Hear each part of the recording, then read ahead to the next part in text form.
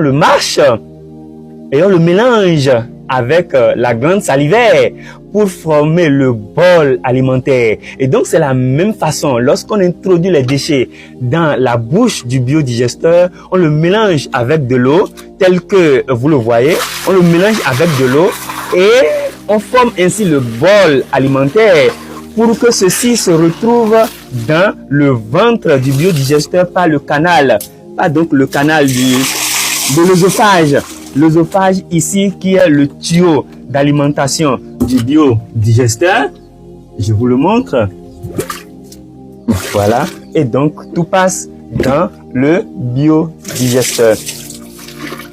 Donc là, nous venons de faire l'introduction des déchets dans le biodigesteur. Ouais, quand on finit de faire l'introduction des déchets dans le biodigesteur, tout devient nickel et ça ne sent absolument pas.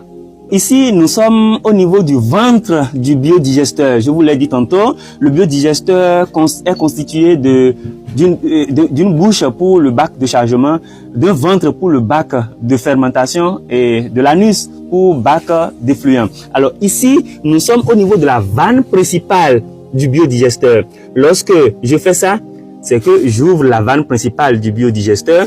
Lorsque je fais ceci, c'est que je fais ma vanne. Et ce dispositif est mis pour protéger la tête, l'ouverture du biodigesteur. Donc, j'ouvre la vanne principale pour vous montrer la sortie du biogaz. Alors ici, nous sommes au niveau du piège à eau. Le piège à eau, c'est le point le plus bas de la canalisation des tuyaux. Et donc, arrivé à ce niveau, le biogaz, sous l'effet de la vapeur d'eau, sous l'effet de la vapeur d'eau contenue dans le biogaz, la vapeur d'eau sous l'effet de son propre poids, chute. Et puis, on récupère la vapeur d'eau ici.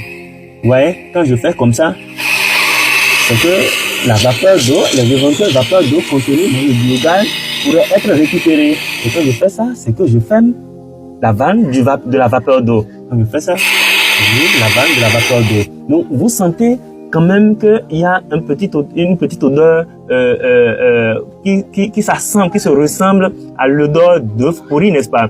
Alors ici à ce niveau, c'est dimensionné de sorte que le biogaz arrivé à ce niveau que les indésirables contenus dans le biogaz puissent être débarrassés pour qu'on ait un biogaz épuré, ne serait-ce que à 80%.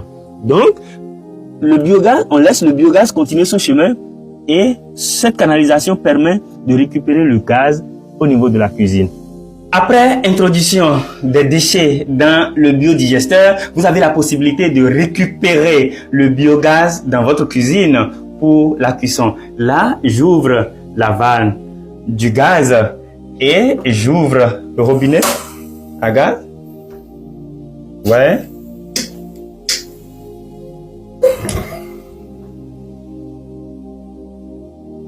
Voilà à quoi ça ressemble.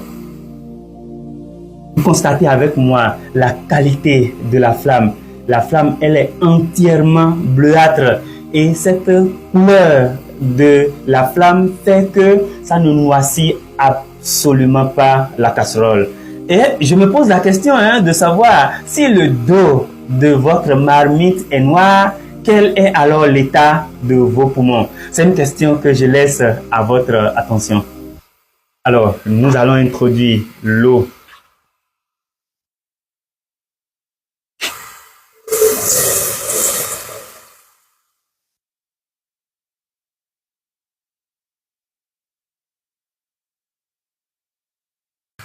Après quelques minutes, pour ne pas dire après quelques secondes seulement, vous voyez avec moi que l'eau commence à bouillir. Et ceci implique, ou ceci s'explique par le fait que le pouvoir calorifique du biogaz est largement supérieur au pouvoir calorifique des autres gaz. Donc, constatez avec moi que le dos de la marmite est resté nickel. Nickel.